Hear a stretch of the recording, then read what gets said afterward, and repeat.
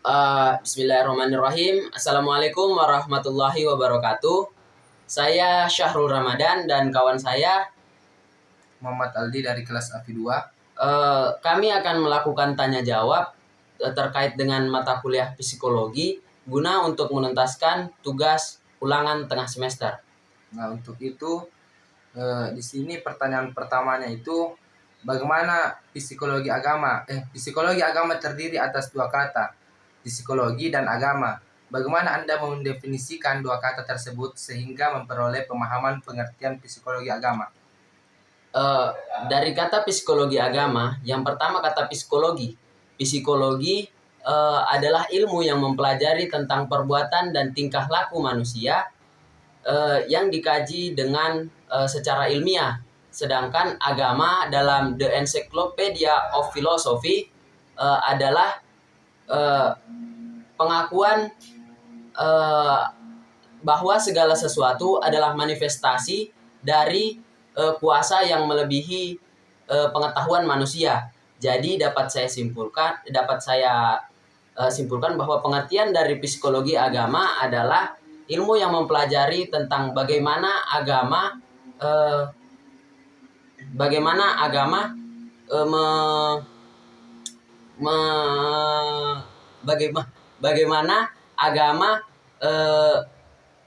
mempengaruhi perilaku dan perbuatan manusia seseorang. Nah, kemudian yang kedua di sini, anak adalah penerus bangsa. Hal yang paling tepat dilakukan dalam mengenalkan agama saat usia janin. Jadi seperti apa? Kalau dalam jurnal yang saya baca yang berjudul Pendidikan Anak Dalam Kandungan menurut Perspektif Islam yang ditulis oleh Mikyal, Oktarina, dan Rahmadan, itu terdapat 3 metode dalam mengenalkan agama pada anak yang masih dalam kandungan atau janin.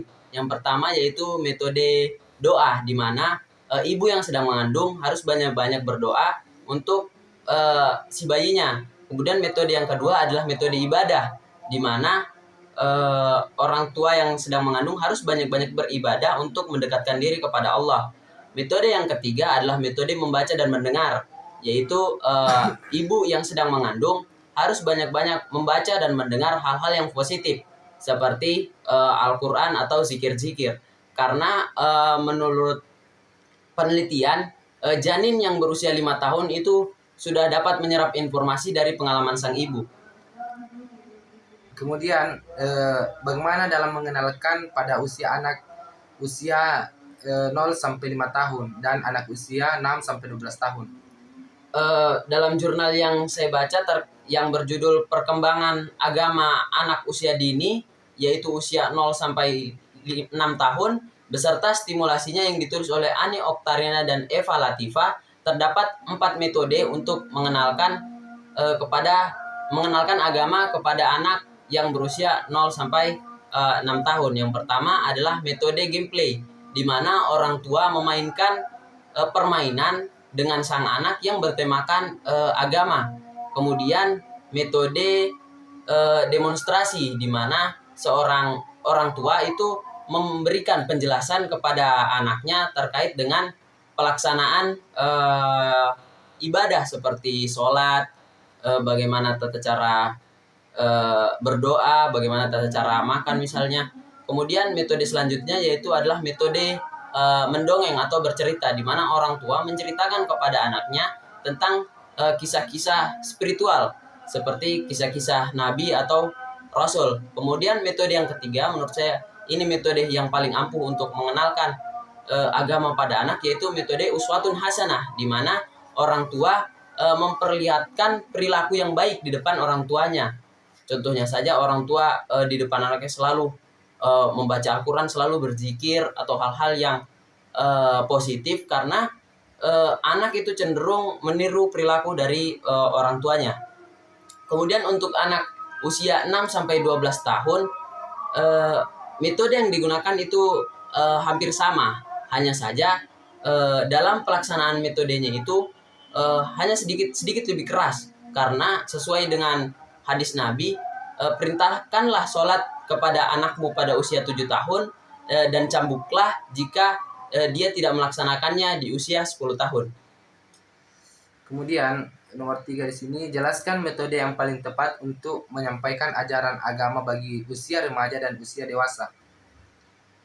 Dalam jurnal yang berjudul Perkembangan Jiwa Beragama pada Anak Remaja dan Orang Dewasa, metode yang paling tepat digunakan untuk mengenalkan mengajarkan agama pada anak dewasa, yaitu melalui diskusi dan nasihat, karena metode ini sangat berperan besar dalam membuka mata anak remaja terhadap hakikat sesuatu, sehingga anak remaja tersebut dapat mengisi hari-harinya dengan perbuatan yang baik. Kemudian untuk mengenalkan agama, untuk mengajarkan agama pada usia dewasa, saya membaca jurnal metode pendidikan agama Kristen untuk orang dewasa di gereja pada era digital dan pandemi COVID-19 karya Aliono dan kawan-kawan. Metode yang paling tepat untuk mengenalkan agama yaitu dengan metode Forum Discussion Group atau FGD, di mana Forum Discussion Group ini adalah melakukan diskusi secara terarah dengan mengumpulkan data sehingga dapat menghasilkan suatu informasi yang benar. Kemudian yang keempat adalah kesehatan mental membagi kebutuhan manusia atas 2 kebutuhan pokok. Jelaskan. Dari jurnal yang saya baca yang berjudul Hubungan Pemenuhan Kebutuhan Dasar Manusia dengan Motif Belajar Peserta Didik di SMP Plus karya Tri Nugroho dan Siti Nurlela, itu terdapat 2 kebutuhan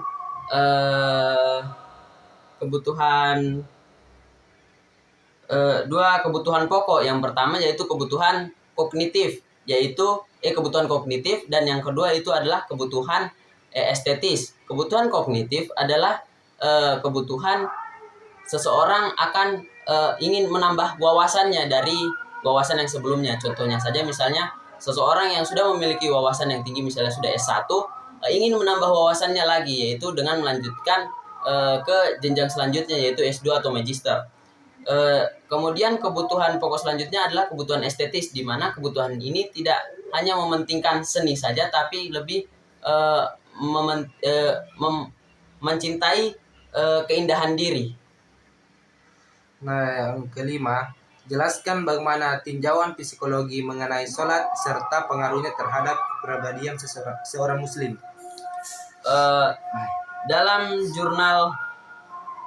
Dalam skripsi yang berjudul Tinjauan Psikologi tentang Implementasi Sholat dan Pengaruhnya Terhadap Pembinaan Mental Remaja di Desa Andau, Kecamatan Wonomulyo, Kabupaten Polmas, karya Abdul Fattah, sholat dalam tinjauan psikologi adalah suatu aktivitas agama yang dikerjakan dengan pemahaman, penghayatan, dan pengetahuan tentang nilai-nilai yang memberikan manfaat dan dapat mewarnai kehidupan manusia, sehingga memberikan dampak yang positif, seperti hati menjadi tentram, jiwa menjadi tenang dan damai.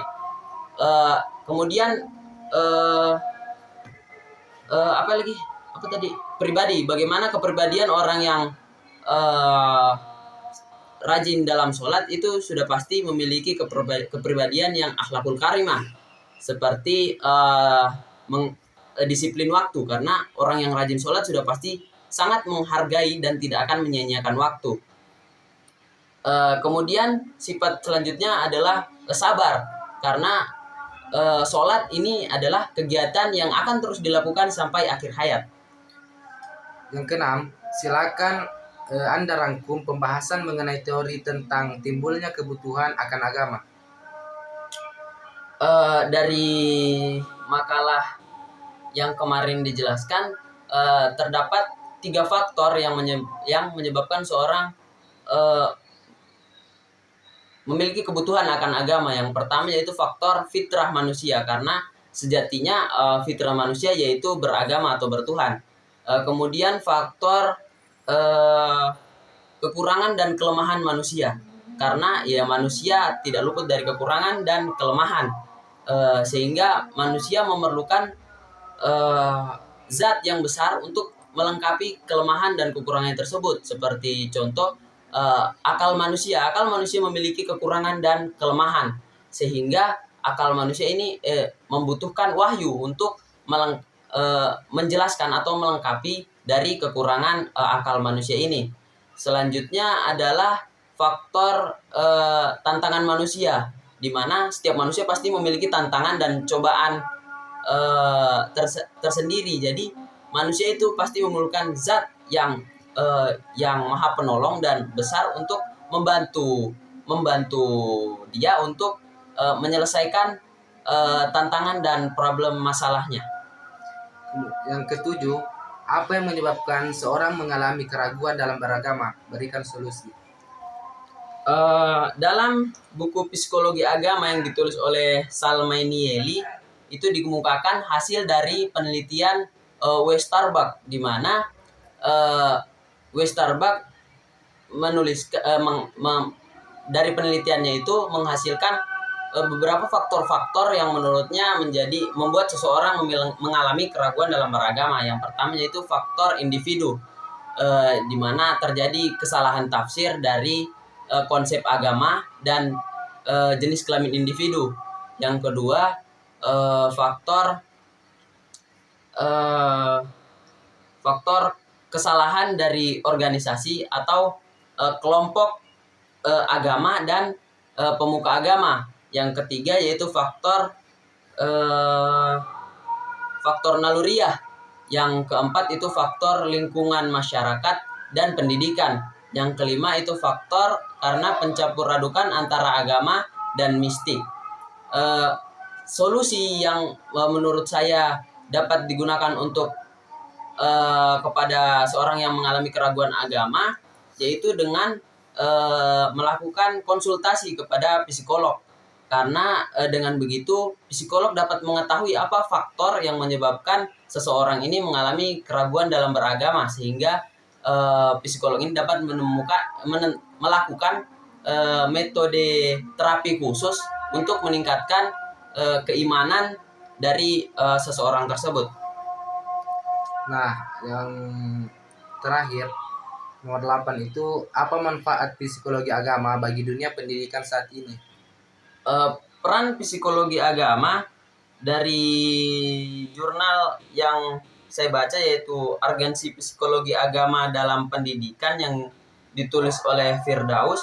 Di situ terdapat 4 peran psikologi agama. Yang pertama, membuat peserta didik mengetahui dasar-dasar agama. Yang kedua, membuat peserta didik mengetahui dasar-dasar tentang akhlak.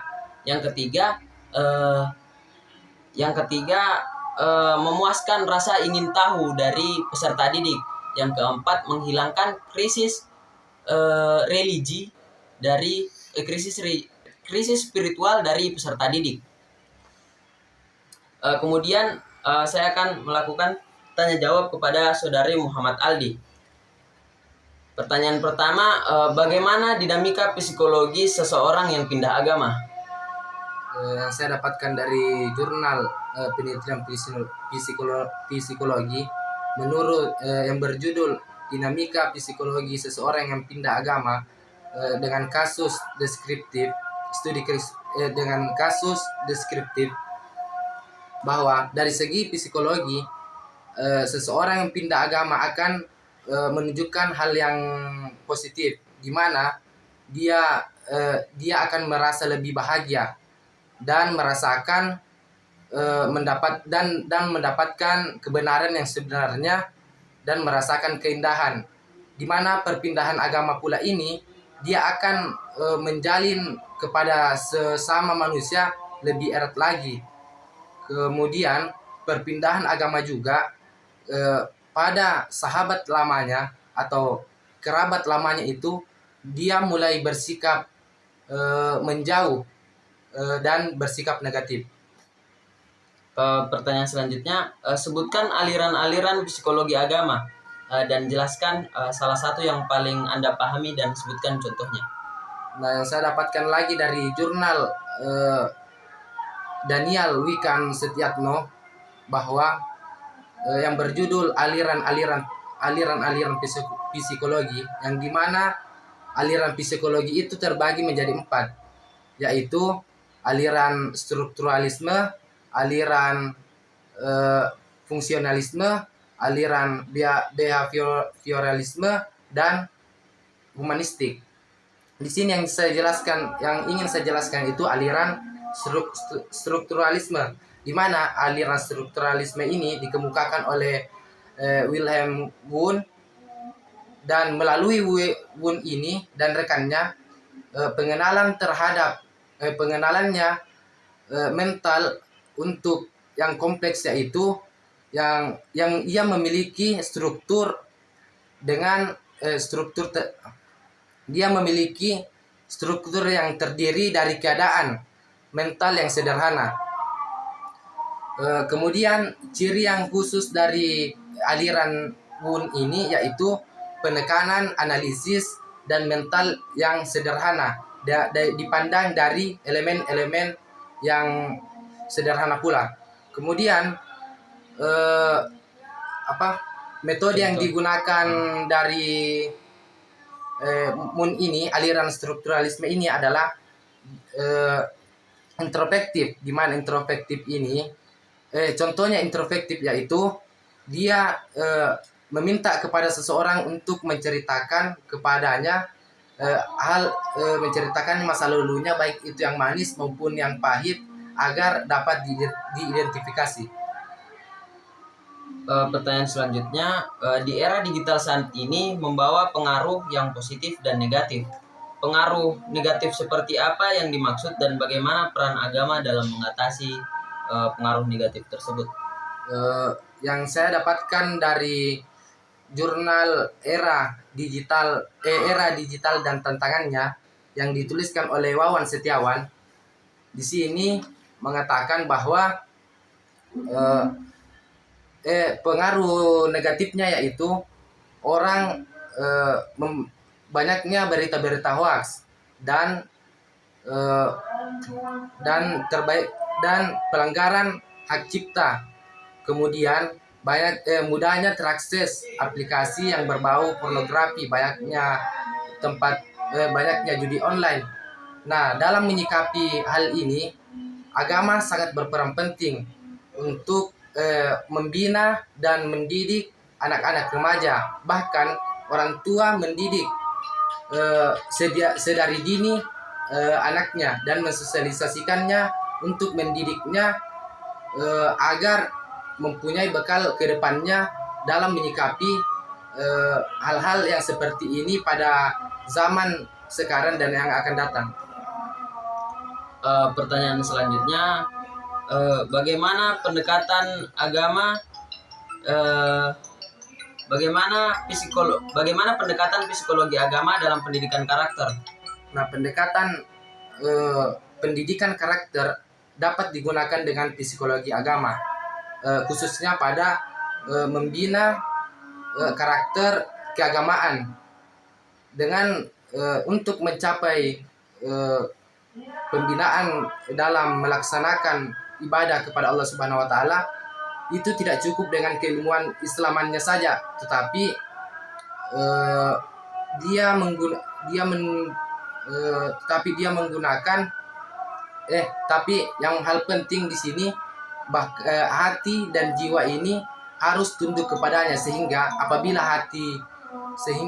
hati tunduk kepadanya, maka akal dan seluruh anggota badannya akan membimbingnya untuk melaksanakan perintahnya. Seperti itu. Pertanyaan selanjutnya, jika agama membuat orang bahagia, mengapa banyak penganut agama yang mengalami depresi bahkan gangguan mental? Silahkan jelaskan dan berikan solusi terkait masalah tersebut. Nah, yang saya dapatkan dari peran agama sebagai sarana frustasi dan depresi, sebuah telaah psikologi agama, bahwa sebenarnya yang saya tangkap dari jurnal itu, bahwa dia mengatakan sebenarnya bukan agama yang membuat depresi, melainkan dirinya sendiri yang karena imannya itu kurang, sehingga dia gampang eh, gampang terpengaruh di luar sana. Kemudian dia hasratnya ingin menguasai kehidupan di dunia ini, padahal namun ia tidak bisa capai sehingga membuat dia depresi. Nah, solusinya di sini yaitu dengan dan saya lupa tadi bahwa dia kurangnya rasa syukur kepada Allah Subhanahu wa taala sehingga dia membuat depresi. Nah, solusinya di sini yaitu dengan banyak-banyak bersyukur kepada Allah Subhanahu wa taala, maka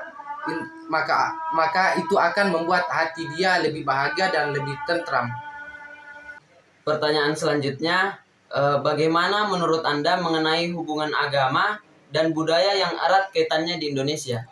Menurut saya sangat sangat erat, dikarenakan mengungkapkan dan mengagungkan Tuhan, untuk bagaimana hubungannya dan keindahannya hubungan Tuhan dan manusia itu, kerap manusia ini dengan kebudayaan ini masih menggabungkan dengan kebudayaan secara masif. Contohnya seperti banyak di berbagai daerah-daerah. Contohnya di kampung saya, ketika anaknya setelah tamat dari Al-Quran, dia membuat acara seperti syukuran dengan adat tradisi yang ada di kampung saya. Pertanyaan terakhir, silahkan Anda memberikan kesan mengenai pentingnya mempelajari psikologi agama.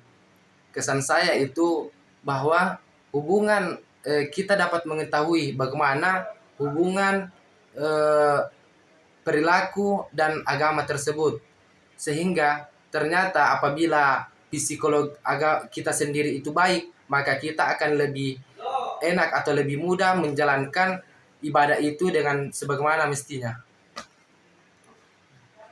Itulah tadi tanya jawab tentang mata kuliah psikologi agama. Sekian dari kami. Kami akhiri, wabillahi taufiq wal hidayah. Assalamualaikum warahmatullahi wabarakatuh.